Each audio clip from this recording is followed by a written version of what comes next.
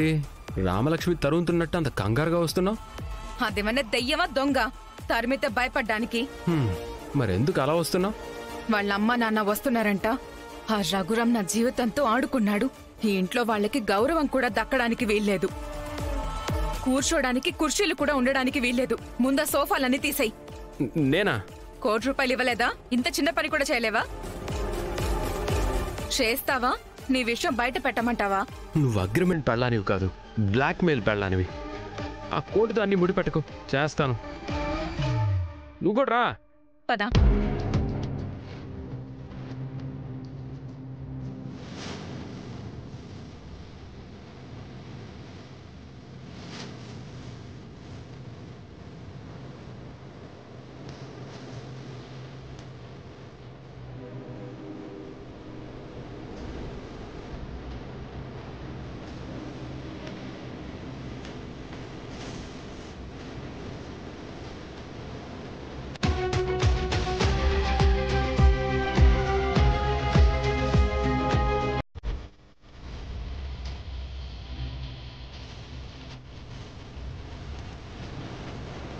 ఇప్పుడు రమ్మను రామలక్ష్మి మీ అమ్మా నాన్నని.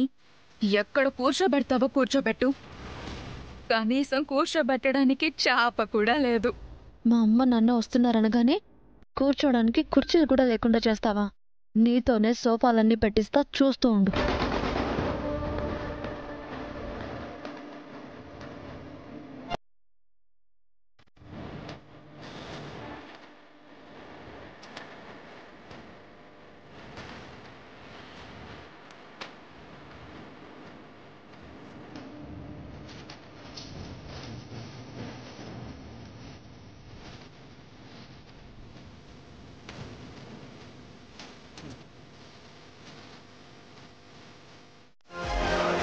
ఏంటి?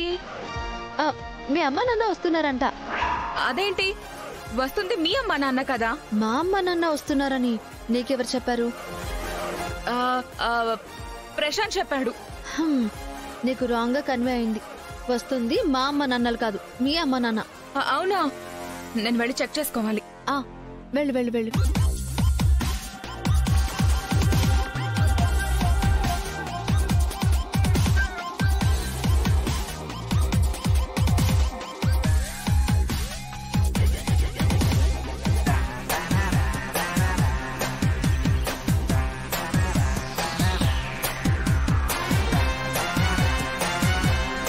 ఏంటశ్మిత వెతుకుతున్నావు?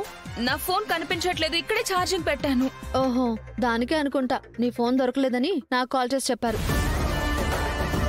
అయినా ముందు నీ ఫోన్ వెతకడం కాదు, నేను అడిగిన దానికి సమాధానం చెప్పు.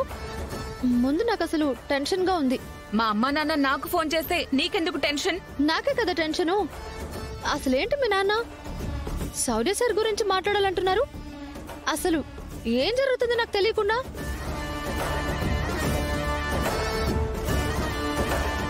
అయితే మా నాన్న ఏదో పెద్ద ప్లానే వేసుంటారు. అక్కడికి రఘురామ్ రేంజ్ గురించి నేను ఆలోచించను, ఇవాళ మాట్లాడాల్సిందే, శౌర్య సార్ విషయం తేల్చాల్సిందే అన్నారు. మీ నాన్న రానివ్వు, నేను కూడా మాట్లాడాలి. అయితే మా నాన్న వాళ్ళు వస్తున్నారనమాట. అత్తయ్య. ఏంటి అస్మిత, చాలా సంతోషంగా ఉన్నావు? అమ్మ నాన్న వస్తున్నారంట, జ్యూస్ చేసుకొని తీసుకురండి. అలాగే.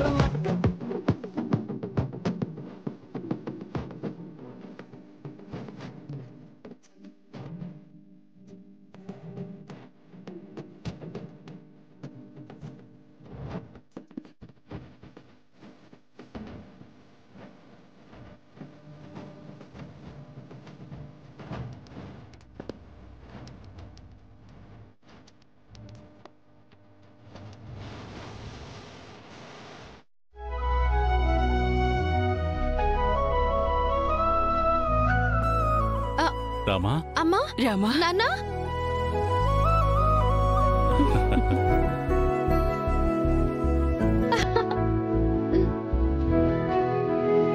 మావయ్య, అత్తయ్య బాగున్నారా? ఇదేంటి?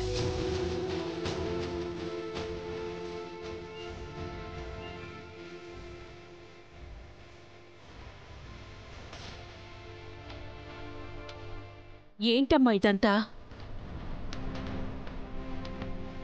హారతిచ్చే మీ అల్లుడు గారినే అడగండి. హారతి నువ్వు ఇవ్వడం ఏంటి శౌర్య? అంటే మా అమ్మ బుద్ధి బాలేదు కదా.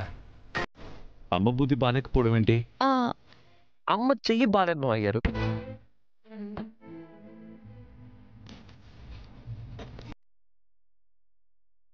అలా చూస్తావేంట్రమ్మా, వచ్చి బొట్టు పెట్టు. పెడతా.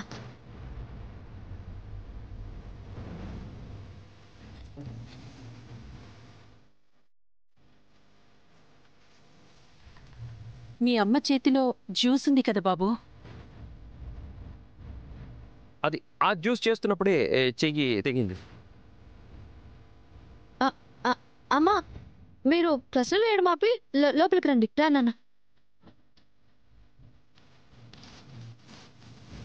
రండి నాన్న, కూర్చోండి. అమ్మా కూర్చోండి. నమస్కారం బావగారు. నమస్కారం చెల్లెమ్మ. బాగున్నారా? బాగున్నా, కూర్చోండి. ఏం అస్మిత, బాగానే ఉంటున్నావా? నేనిలా చూస్తుంటే చూడముచ్చటగా ఉందమ్మా. మాకు మాత్రం చచ్చిపోవాలనిపిస్తుంది. ఇంట్లో పనులన్నీ అశ్మితనే చూసుకుంటుంది నాన్న. సంతోషం. నీలో నేను కోరుకున్నది ఇదేనమ్మా. రామ తను చేసే పనులు కూడా వేరే వాళ్ళ అకౌంట్లో వేసేస్తుంది మావయ్య. అమ్మా, ఎంతసేపు అలా జ్యూస్ పట్టుకుని ఉంటావు? అతయ్యకి మావయ్యకి ఇవ్వు. తీసుకోండి అన్నయ్య గారు.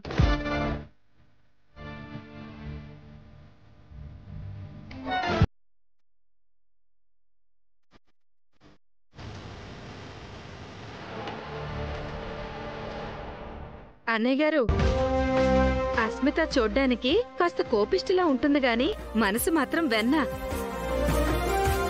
తెలుసు. అసలు తీరికే లేకుండా ఉండే మీరు ఇలా వచ్చారంటే ఏదో విశేషం ఉండే ఉంటుంది. చెప్పండి బావుగారు. ఏం లేదన్నయ్య గారు, రామ శౌర్యలకి పెళ్ళై చాన్నాళ్లైనా నల్లపూసల కార్యక్రమం ఇంతవరకు జరిపించటం కుదరలేదు.